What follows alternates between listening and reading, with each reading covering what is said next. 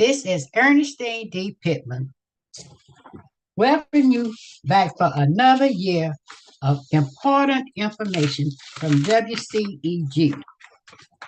Please sit down, rest, and be ready to obtain some of the best information out there.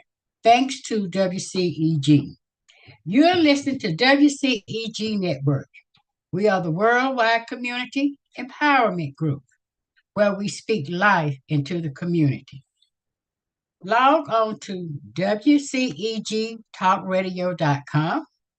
Watch us live on your smart TV, on the Recruit cable channel, YouTube, Facebook, LinkedIn, and now on Fanbase, Blue Sky, and Twitch.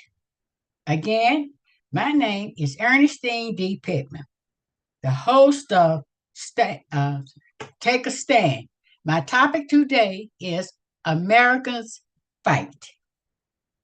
The topics and opinions are those of the show hosts and guests and not WCEG Media Enterprise. Thank you for your continued support. Now, let's get ready to get some information that is very valuable and useful. And thankful to WCEG for allowing me this opportunity to speak with you. I want to talk to you today about America's fight. You may think that what is happening in other cities and states is not going to happen to you. It is happening to you right now. And what are we going to do about it? What do you know what is happening? Where are you getting your information? Are you getting it from your local government, from news outlets, street committee? Are you not getting any at all? You need to know about your health care, how you will be touched by it. Will your wages and all go up to cover any increases? Or will you even have a job? AI is on the rise. Data centers are being built every day.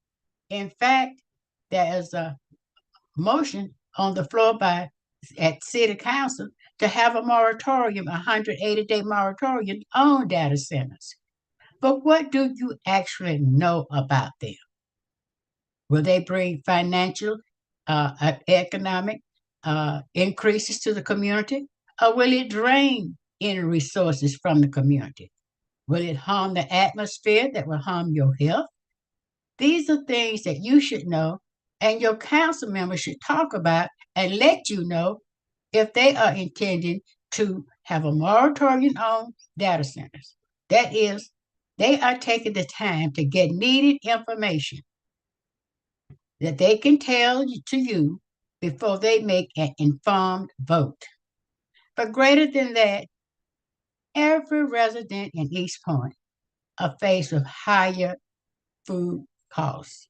Every one of us. Rent is off the chart. Our utilities rates have not shot up, but we don't know what will happen. But looking at day-to-day costs, we are not moving. When I said we, sure there are some at the top. And I don't mean the rich. We have a middle class that's as rich as what we used to call the rich before we got the ultra rich that's up there now to the stratosphere rich with our convicted President Trump. He is cutting benefits, social and welfare benefits from all of us to fund his many ventures in Venezuela. It costs money to have troops there. It costs money to have equipment there. This money is coming from the United States Treasury. Every working person in this country pays income taxes. That is our money. That is not his money. Yet, We have legislators in Congress who fail to do their job in protecting us. There are some Democratic states, and if it were not for them, we would be in a world of hurt worse than the world of hurt we are already in. They are trying to punish some states by taking away social funds that have already been voted on and addressed for the needs and all of certain states. Like I said, that is our money. The people in these states pay income tax too. So you're going to stop them from getting social services that's needed, vital social services, because you are angry with them because they dare to stand up to you. Can you trust the governor of our state, a legislature that is majority Republican, not to try to get back or hit back at certain point in a certain point in a time, trying to hold the favor of a president who wants to be a king? Wake up, East Point. Find out from our local, state, and national representatives what can we do at each level to make sure services are maintained or increased. What about child care? 250, at least $250 a week for a child. How many working poor, and we have working poor, you get data and information about them all the time. They cannot afford $250 a week.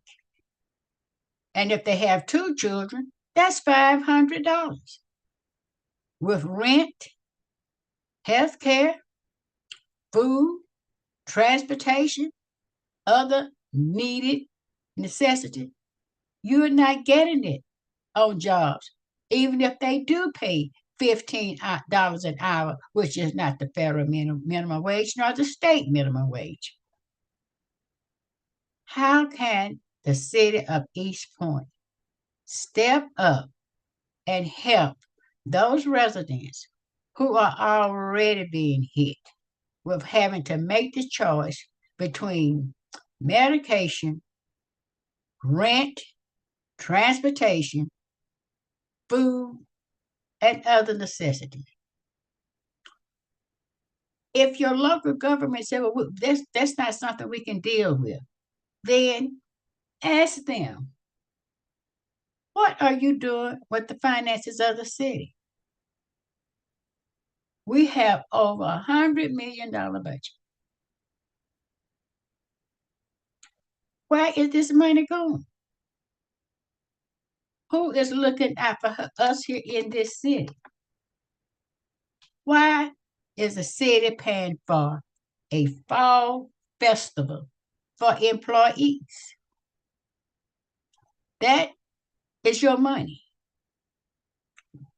Residents of East Point, you paid for a fall festival for employees with prizes. You also paid for an employee's Christmas party with prizes. And you just finished paying for an inaugural ceremony where you had a singer who was paid $500 to sing the national anthem. You can go to my website, EarnestineDPittman.com, and see all the invoices for all three of these events. One invoice was left off, the cost of the hotel in College Park that was paid for the Christmas party. Now we have hotels in East Point. We are paying a marketing fee of East Point from hotel motel tax to promote the city, to promote the use of tourists coming in and visitors coming in and going to our hotels. Yet, when it comes for an event, what did the city manager do? Went to College Park and rented space there and paid for it there. What are we doing here in East Point? What kind of year can we expect when we have such violations of our policies done so routinely and so in your face? Now let's look at the employees fall festival. Of what value was that to the residents? What did it gain or do for the residents of this city? Absolutely nothing. Therefore, that fall festival, employees falls festival, was a gratuity. It had no value for the city. Therefore, city funds should not have been used to pay for it. Likewise, for the employees' Christmas ball, we had no business paying having it in. I have no idea who went to the different stores, Walmart, um, uh, other stores, buying prizes, $1,500 and for one set, and what value? What did this do for the residents of the city of East Point, who are residents who are struggling to pay a utility bill,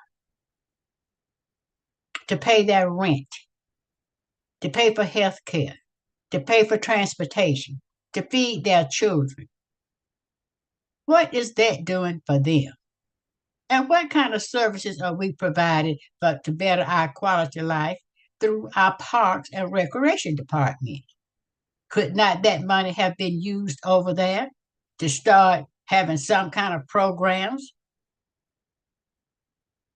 where residents would not have to pay for everything with no place to go to have it? This is a new year, a new day. No kings, East Point. No kings, state of Georgia.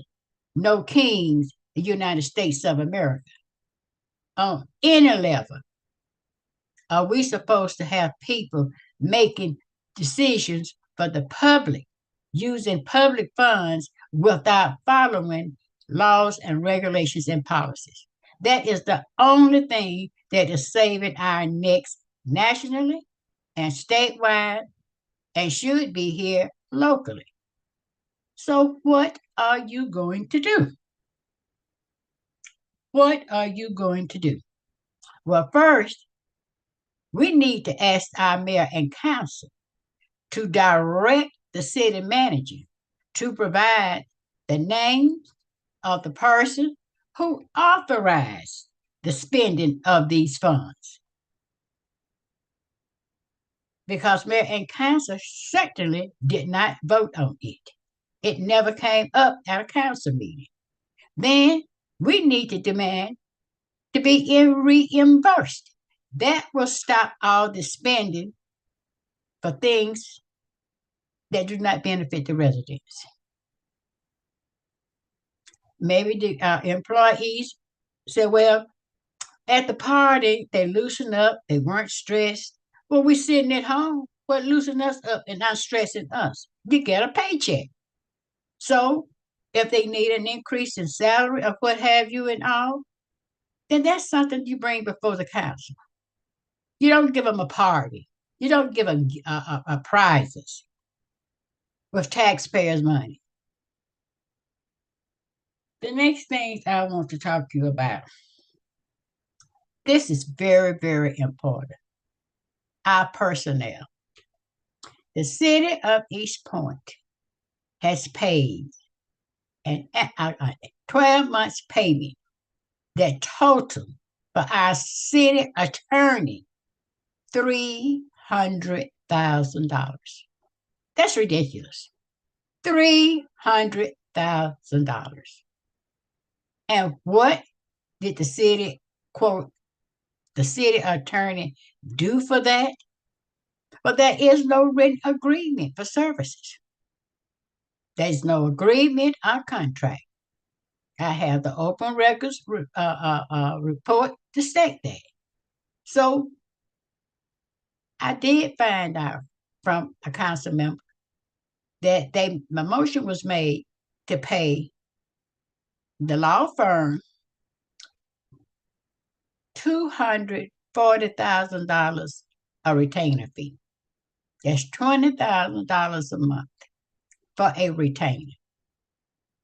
Did they not realize a retainer does not mean you have someone sitting in the city from 8 to 5 every day available to give legal advice to the mayor, any council member, the city manager, any employee of the city, to look over contracts as to form to make sure that the city would not be liable for something that it should not be to protect the city? No. Do we have that a city attorney in the city now from 8 to 5? No.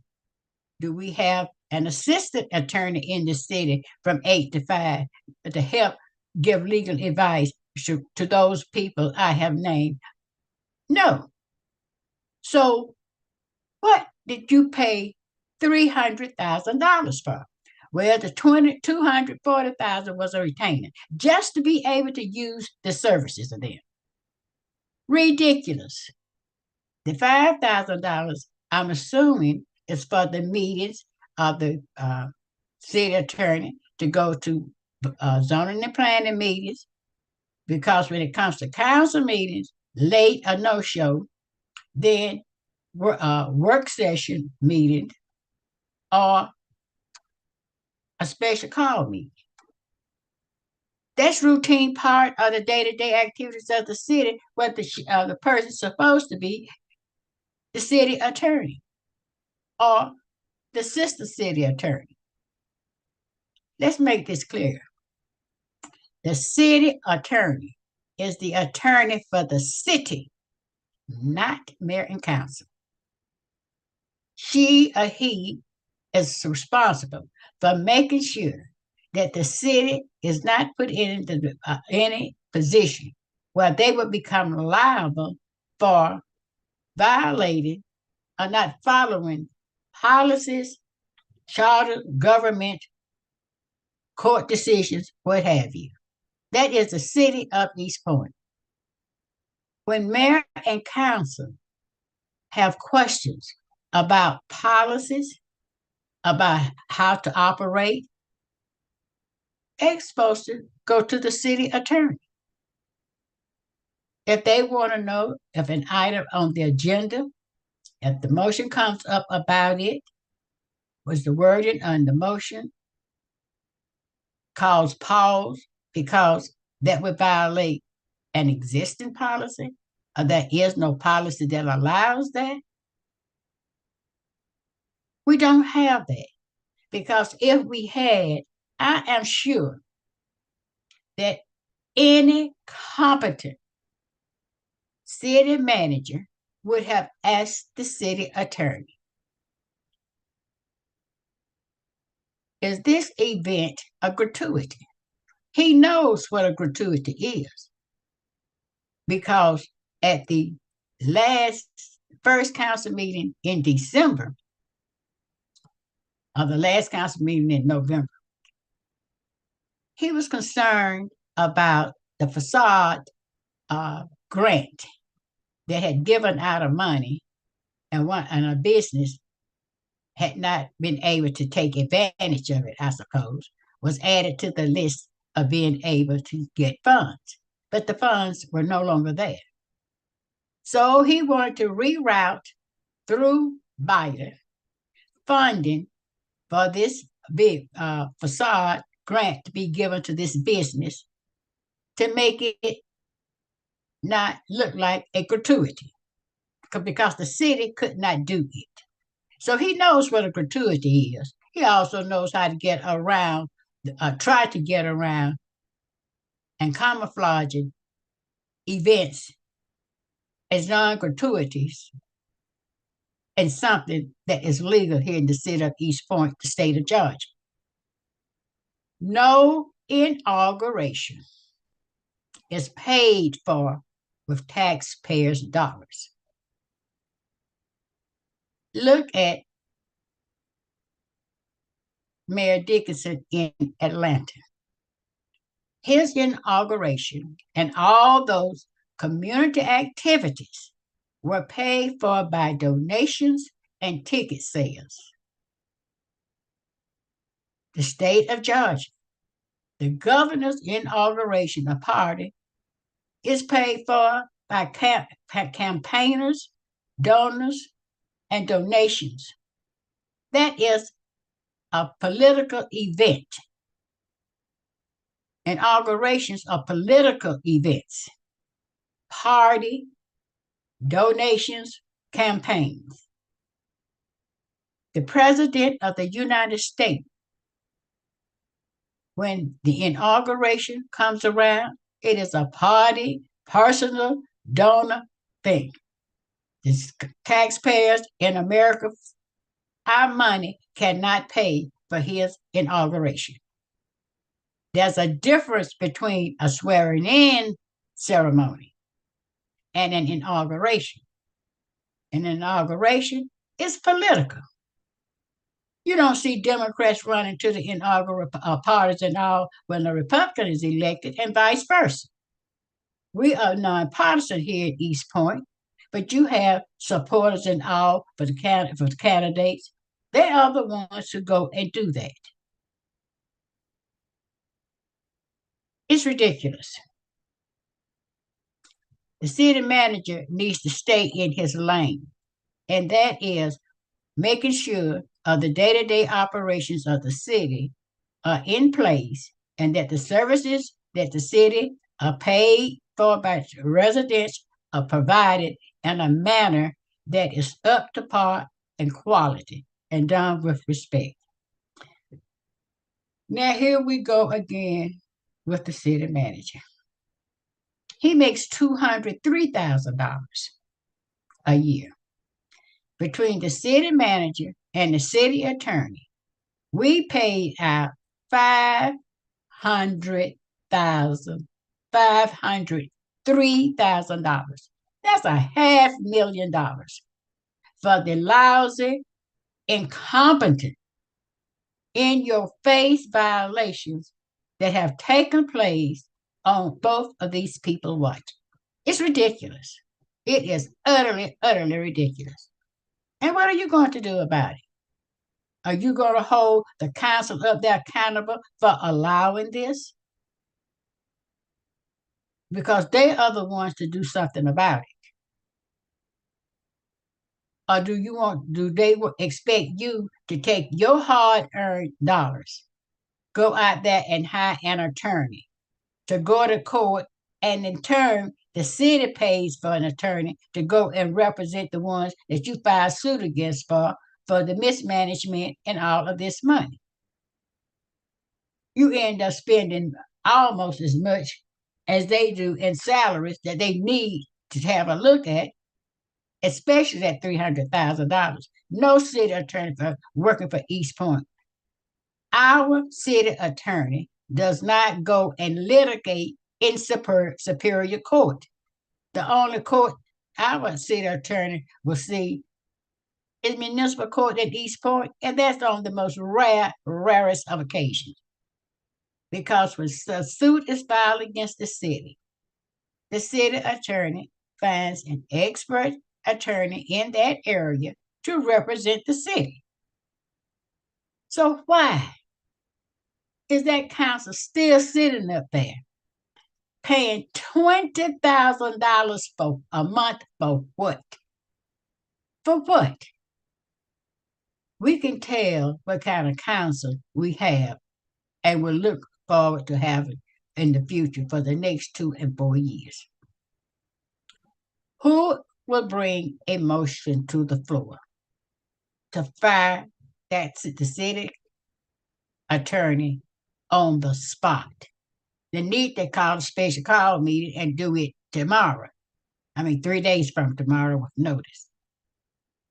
Because the city has to have legal representation at all times, we need to have an emergency, a city attorney to be hired without having to go through the bid process. You can have an emergency professional filling of that position, and that can be done. Acting uh, city attorney, what have you. We need one. Here from 8 to 5, we need an assistant here from 8 to 5. During the day, when a council member or the mayor want to ask about something, the legal ramifications and all, they call the city attorney. The city attorney is there to look up that information, to check to see and know how to use the Muni Code to check all possible laws or policies and all that relate to that. But that's not a $300,000 a year job. No. And we're not even getting that out of the city attorney. She needs to be fired. And the council needs to do that ASAP. The city manager needs to be called in and sanctioned warrant of what? For spending city money as gratuities. That needs to be addressed. And the council needs to stop what the previous council did. Voting on something as a financial allocation in the budget is not the council voting on that particular a sum to be paid for at a council meeting. That's an allocation. Our charter is clear on what has to come back from the budget, what allocations have to come back from the budget back to the mayor and council to be voted on before they can be funded. There are rare exceptions. Tri-level leases do not have to come back. If the council votes on a three-year lease, then that goes into 3 budgets. You do not have to bring that back to the council to pay on it. All bond debt has to be paid. All taxes have to be paid.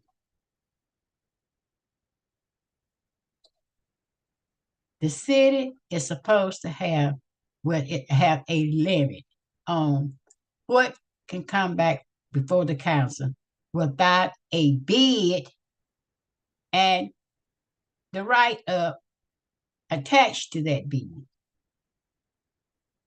It's supposed to last, I saw in an ordinance, it was $12,500. That doesn't mean that you can just go spend 12 part money here and part money there. Whatever you spend of that $12,500, that still has to go to the purchasing director to make sure that the money is being spent in keeping with the laws and policies of the city of East Point. If you think you could take any of that $12,000, go on a little trip, follow me down to Biloxi, stand at the bowl, feeding machines $100 a push, then you're up for a world of trouble or hurt. You cannot do that. And you can't break it up in parts. So to get out of going to the purchasing directly or sending them the purchase orders, not invoices only. We want to see purchase orders in the city of East Point. That is what got us in trouble for 10 years. The city of East Point, according to the forensic audit that was done in 2012, the city of East Point for the past 10 years has spent over $200 million without a single purchase order in the city. It was also discovered in that forensic audit that for a full year, CDM, the managing company for our $52 million CIP project, was paid off the books. I was mayor. We did not know this until it came out in the forensic audit. In local government, the city manager and the finance director, the city manager and the finance director know when the money is spent and where it is supposed to be going. No payments are supposed to be made without the signatory signatures. And those two people are the city manager and are the finance director. So somebody knows when money is going somewhere, it should not be. Those two people are the ones to know. And that brings me to this little tidbit here. How in the world did the city of East Point incur a $4 million deficit in the stormwater utilities? That was stated in the December Finance Budget Committee meeting that the stormwater utility has a $4 million deficit. Hogwash and BS. How did this occur? Of course, now, when Resident Willie Jackson and I came before the council for a $9,000 job, stormwater bid to fix potholes, not potholes, to fit what you call it thing in his yard. I could not believe it. $9,000.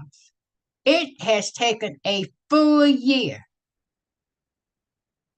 Last December 2025, he filed the report. The council finally voted to have it done the 1st of December. Then 30 days later, it still has not been done. But arrangements are now being made because two council members, one Councilmember Tremaine Mitchell, and then former Councilmember Shropshire and Councilmember Latonya Martin Rogers, stayed on the case. Here, this man in his 80s,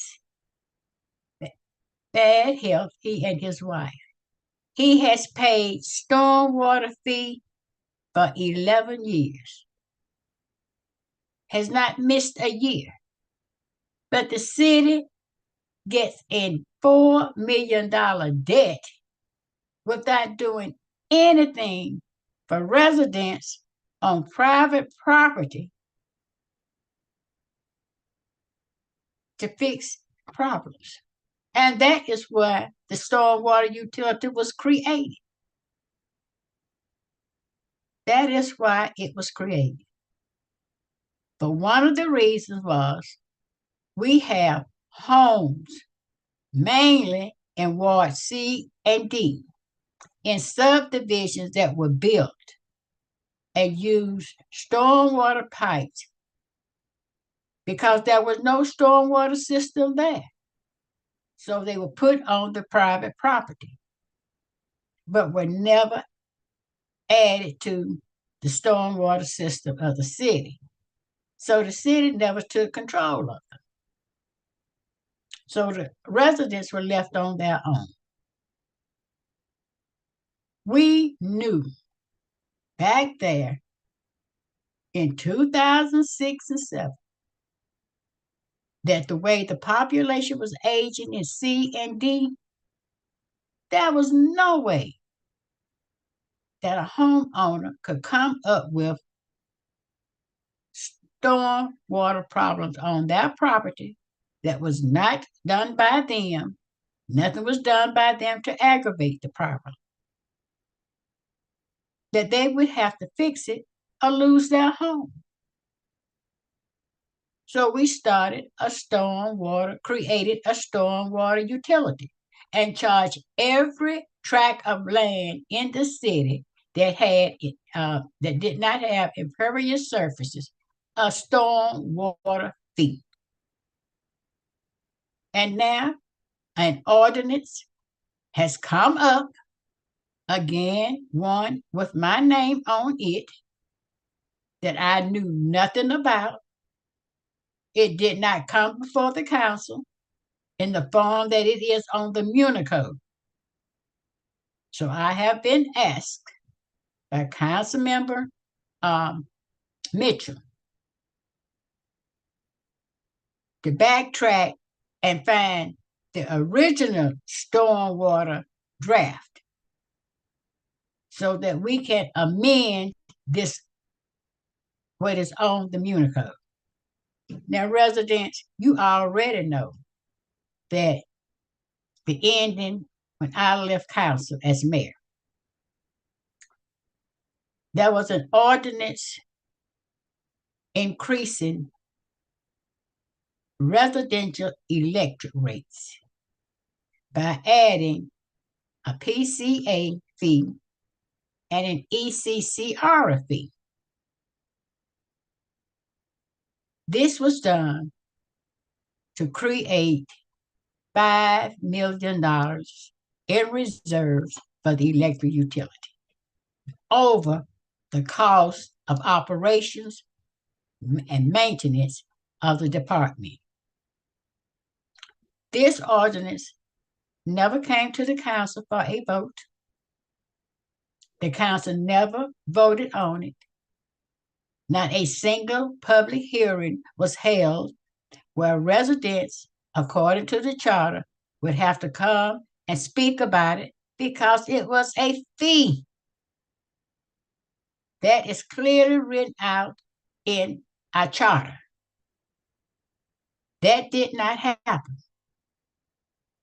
We learned of this ordinance in a class action lawsuit that was filed where residents was trying to get their money back for having to pay a PCA and an ECCR fee that the city, mayor, and council never voted on.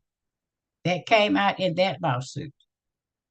Well, the judge said, Judge Earnestine said that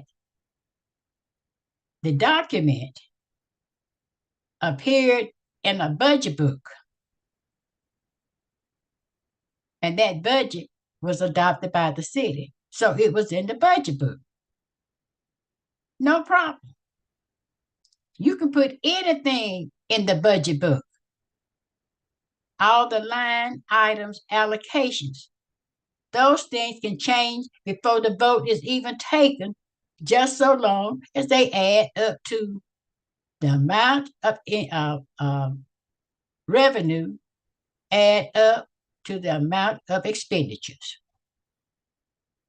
And as soon as the ink is dry on the budget, who knows, even before the budget is voted on, in discussion. And going back, you get over there in the finance department or wherever, some don't even get to the finance department. We are going to change this, that, and the other. Who is keeping up with line items, expenditures, and revenues every day? We have policies in place to deal with that. So tell me, how in the world did the stormwater utility incur a debt of $4 million when the allocation, the revenue created by policy for the stormwater utilities is around $2 $2.2 plus million a year, less than $3 million a year. But that has increased since the policy was adopted because you've had more houses built. Therefore, you have less impervious surface. You've had anytime anything prevents water coming down from going directly in the ground, you have to pay a stormwater fee. Because when that water goes into the ground, it creates a stormwater runoff that you can see soaking in ones you can't see. So when you add other structures and all, you're getting money for that structure. So let's say it's $2.5 million a year. Who can't tell when you have spent $2.5 million with purchase orders? Because there's only one employee over there that has a full-time job, and that's supposed to be the stormwater engineer in the public works department. And if any public worker do anything that for stormwater, they are paid out of the stormwater budget. And when they are not working on the storm drains, cleaning those, they're not doing any kind of water embankment upkeep.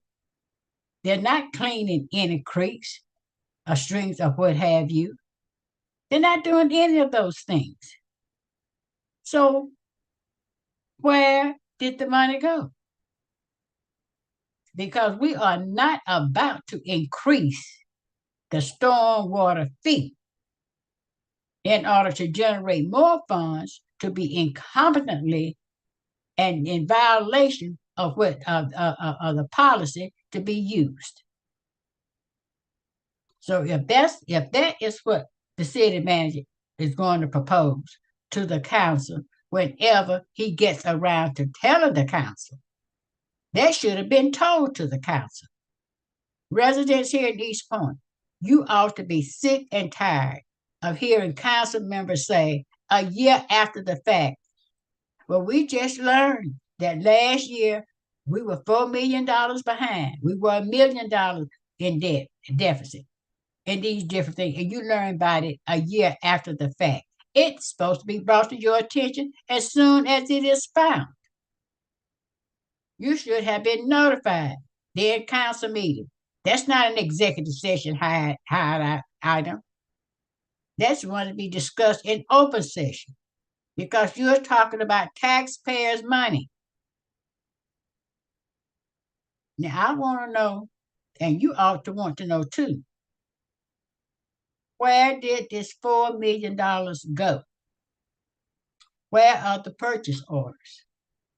As well as who authorized the use of the city of East Point's name to the inaugural ceremonies? That is a violation too. Mayor and council has to vote when the city name is being used for what, and that is done in an open meeting because then the city becomes liable for whatever happens at that event. Thank God nothing happened at the inaugural ceremonial event that was held at Tri-Cities Auditorium.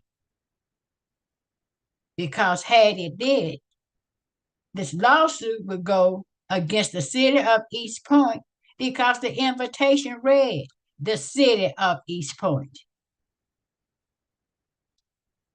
Any private citizen can have an event in East Point and say, East Point Chaser Clubs is going to host this. East Point Boy Scout, East Point Girl Scout, East Point Wild Raiders. But they cannot say the city of East Point Wild Raiders, the city of East Point Boy Scouts, because the city of East Point is not liable for any actions that they take occur at the event. So who authorized whoever had the $950 for the programs to use the city of East Point on it? An inauguration is a political event, and we need to have more sophistication about how we present our city, how our mayor and council are presented. And that's another thing I want to talk about. Some council members come to council meetings like you're going to the gym. You ought to at least respect the position and the seat you hold and dress the part, look the part. Fake it if you don't know it, but at least look the part. And then some come looking like a senatorial preacher, bobblehead with nothing to say. Get something in your head other than me. I, mine. You represent the city of East Point, and you should look the part. Now, one of the new council members, Councilmember Hemmings, is considering and advise the council on getting some educational training on how to interact with their direct hires. That is an excellent idea because the city charter requires East Point to be a member of GMA and the Georgia Municipal Association and the National League of Cities, NCLC, in our charter. Therefore, activities and seminars that GMA create, money for education is allocated to the mayor and each council member. Anything that they want to know about governance, the laws under which you can do this or that and the other, GMA is the one to provide you with that information. And this, I believe, is an 8-part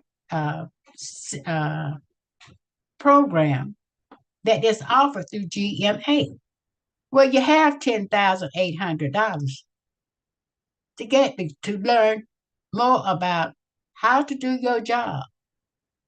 And this seminar discusses the interaction between the relationship of the mayor and council with the city manager, city attorney, city clerk, and the judge. Those are the council's direct employees.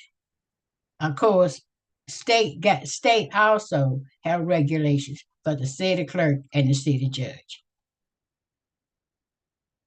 But how do you interact with them? What laws and all govern those positions and what they can do? No elected official can be expected to know a tenth of the many ordinances, policies, resolutions, and practice that's legal in the city of East Point and the state of Georgia and the federal government. If the city, mayor, and council do what is stated in our charter and related laws, they won't get into trouble legally.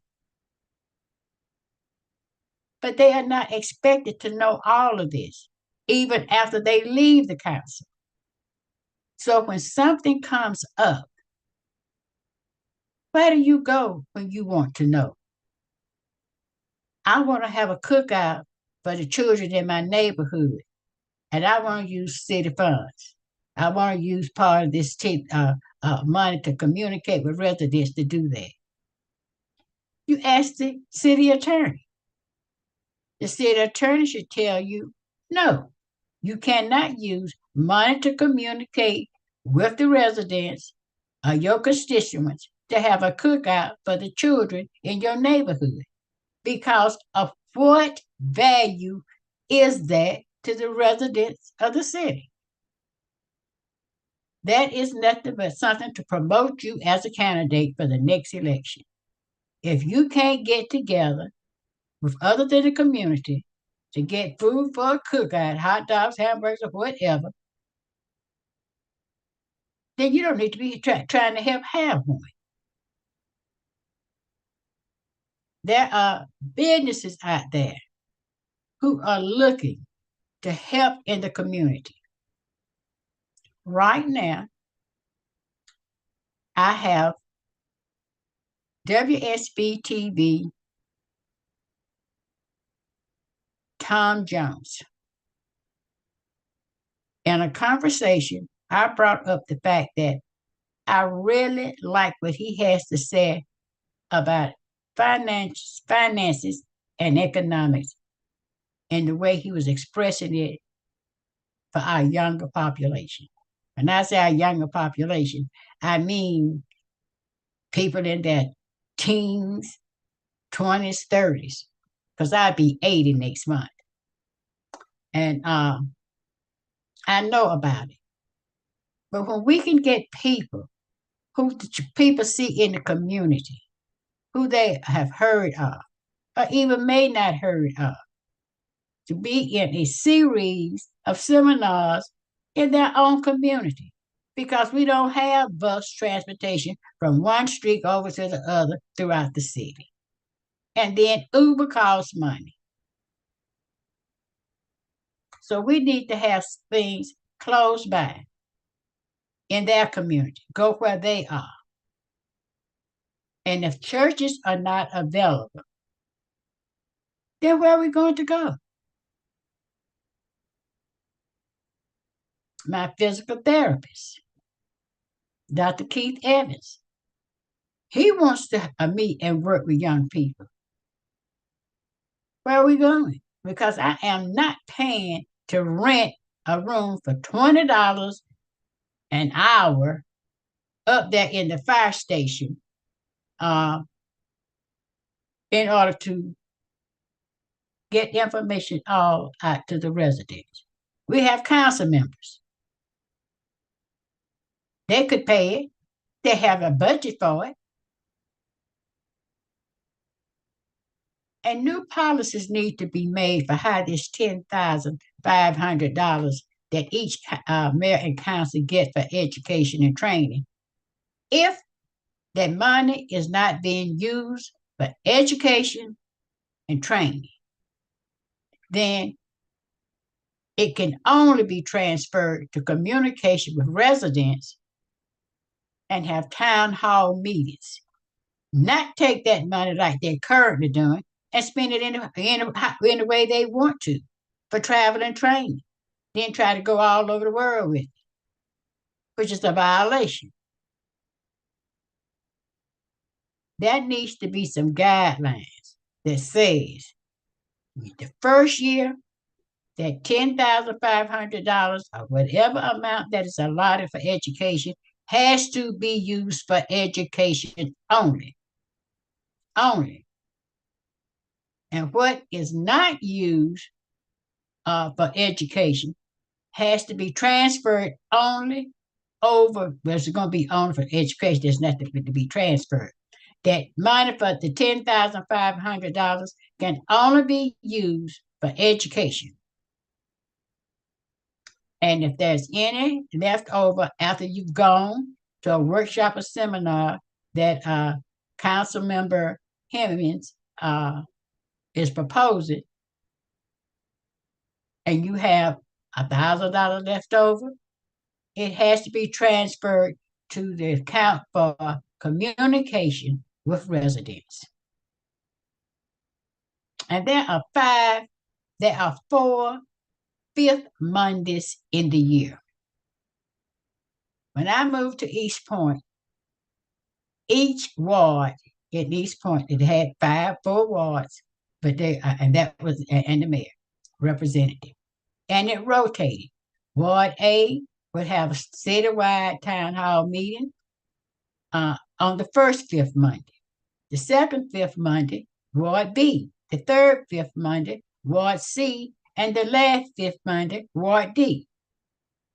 And that is where you would go. Anybody in the community, in the city, could go because it was citywide. They were just hosting it, having uh, the meeting. And you talked about the policies, the upcoming legislation, what the budget items. You talked about those things that broadly affected the city. You did not have employees coming up stating that they caught so many burglars or what have you, that the street pothole was filled last week. You have those kind of meetings at your neighborhood association meetings, your community association meeting on what's happening in your community. But when it comes to policies, you also could have at those town hall meetings your state and national representatives to tell you what they are working on the state level and the national level, and what you need to do to help to advance those things that they were working on that you supported. Now this year we're having an election, a national election. We need every senator that we can get. Everybody in the city of East Point needs to be out there working right now on making sure you are on the voters' roll, your neighbors, your other folks that all around you, and map out how you're going to get to the polls to vote during this time that the polls are open to vote. Get a mailed in ballot if that is needed to be done. We need to elect Senator, our current one, whose name I'm not going to call. Well, yes, I am, Senator Oliver.